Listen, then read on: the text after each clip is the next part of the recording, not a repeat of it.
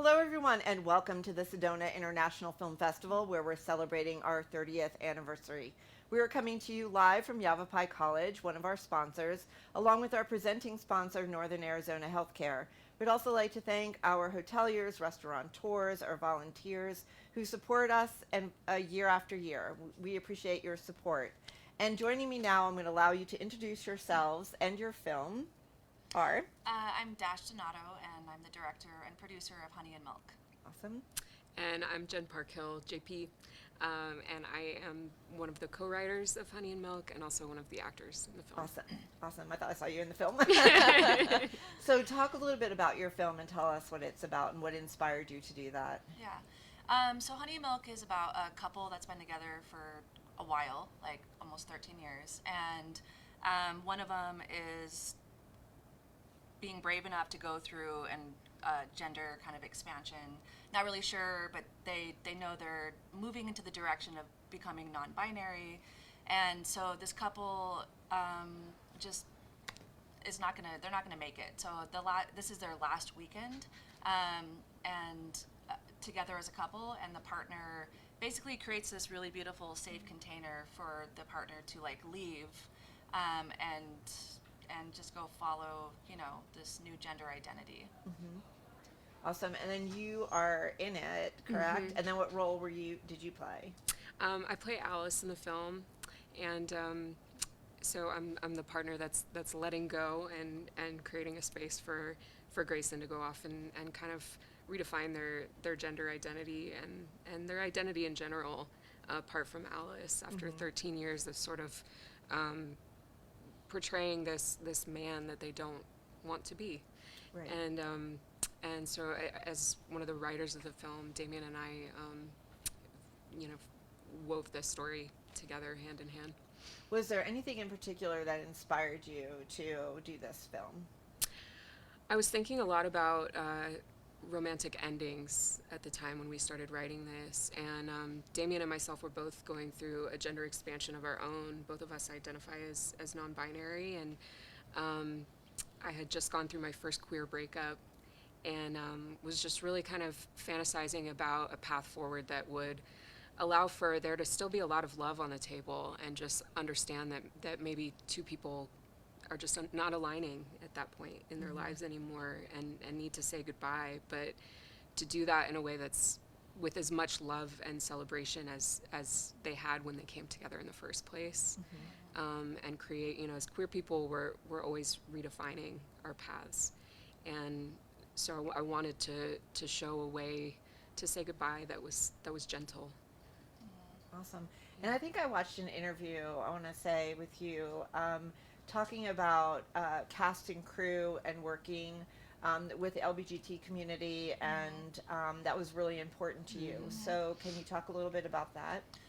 Yeah, I always tried. I mean, most of my work is for and about the queer community, and I just know, every decision that's being made, from making a lighting decision to casting to wardrobe. You want to have that through the lens of people that are living this experience, because it becomes, the film becomes that much more authentic. So I just think it's so important to cast whatever story you're telling, to try to cast or to crew up, people with that lived experience. Yes. And so, we always try to say 100% of this crew is going to be, from the LGBTQ community. It doesn't always work that way, but, at the end of the day, we had, I think it was like 75% of our crew was, queer or trans or non-binary, and it's just so magical when you get to be in a space like that and tell a story about that community. Well, it becomes non-judgmental. Like you don't have to worry about anybody judging anything, because you're all part of that. And I think that's probably the key, and that's what's really important. Yeah, Absolutely. it creates it creates safety for everybody, and then that allows even for the actors to go deeper into the work and into the roles that they're playing. So Absolutely. it was really a magical experience. Like we shot in Austin on an all-female wildflower farm, and it was just the most spectacular lighting for 3 days, and know, just everywhere you look, it's just people just smiling back at the work that we're making, and Yeah. you know, it's so hard to make a film, and so when you create that kind of environment, it just makes it so worth it, you know. Right. I think Yeah. that's all part of the experience. Yeah. So we do have a clip, so let's just take a look at that and then we'll talk Cool. some more. Great.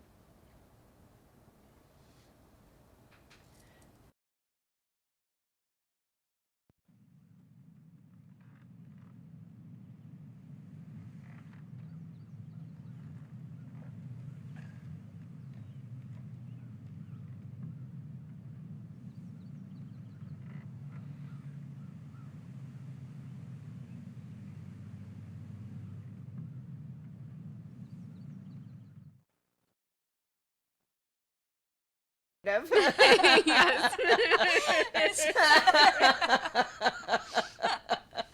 a lot to the imagination. Exactly. There's so much more, but this is like, you know, after this really beautiful montage visual sequence in the film where the couple, it is their last night together, and they just, you know, experiment with their gender, and they just, you know, kind of untangle themselves from the attachment of being together and being kind of, you know, In this very binary way, Yeah. too. Very, like, they've been living this very hetero life, and now they get to just play and untangle that and try on different clothes together and just celebrate and send this off in a way that's fresh and new for both of them.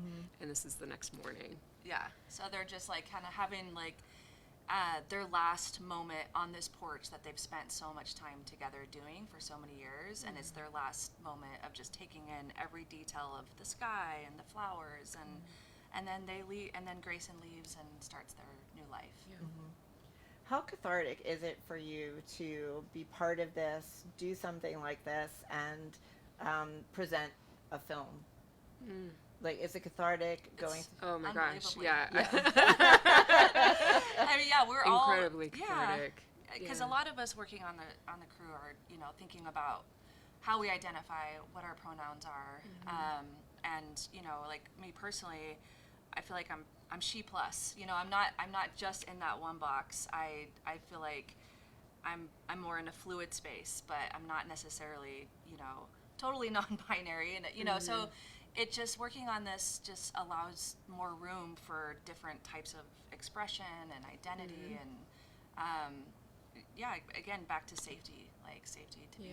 be yourself, whatever that looks like. Yeah, because often we're, as queer people, you know, we might be the only person on a set who identifies as queer, and we feel sort of, you know, on the outside.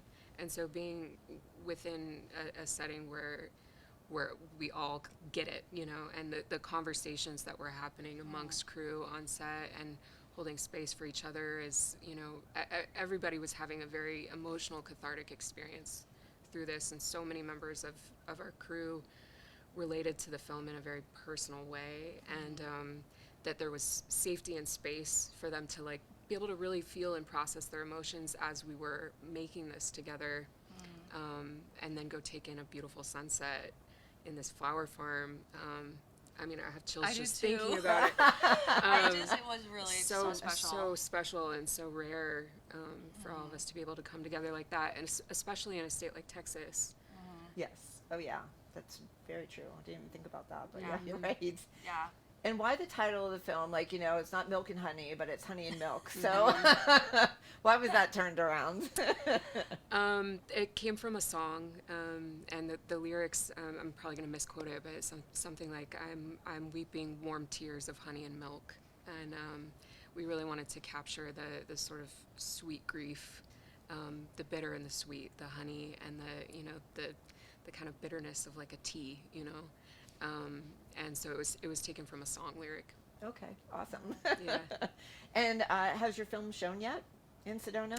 Yes, last it showed night. last night, yeah. And Awesome. it was incredible. Oh, Yeah. good. Our Yeah. audiences are amazing. They They're really are. amazing. Yeah. Yeah. They really, really are. And I'm sure you got some incredible questions from them. Yeah, and the Definitely. conversation kept going until the party last night, and people would come up to us, and Yeah. it was really a magical Good. night. And Yeah. I've been living on the festival circuit for a long time, and this is truly one of the most special film festivals that I've been to. Good. It really is. Yeah. We pride ourselves in taking care of our filmmakers. Yeah. It shows. Yeah, that's awesome. So is the film going to be shown again It will, yeah. And when is that? Tomorrow at 1 p.m. tomorrow at 1 at, is it Harkins? I or- think it's at Harkins again. Yeah, I can't remember at the Harkins moment. Theater 1. Yeah, Okay. it's in Shorts Program 6. And how can people find out about your film? They can go to the website, honeyandmilkfilm.com, or follow us on Instagram at honeyandmilkfilm. Awesome. Well, congratulations to both of you for bringing the film here to Sedona, and I can't wait to hear more and run into you and talk more about it. Thank you so much. Thank you so much Thank for having you. us. Absolutely, absolutely. And don't forget to follow us on social media. We are on Facebook Live throughout the day with filmmaker interviews. And if you're out and about taking photos, don't forget to hashtag SIFF30 in honor of our 30th celebration. And we'll be back with more filmmaker interviews.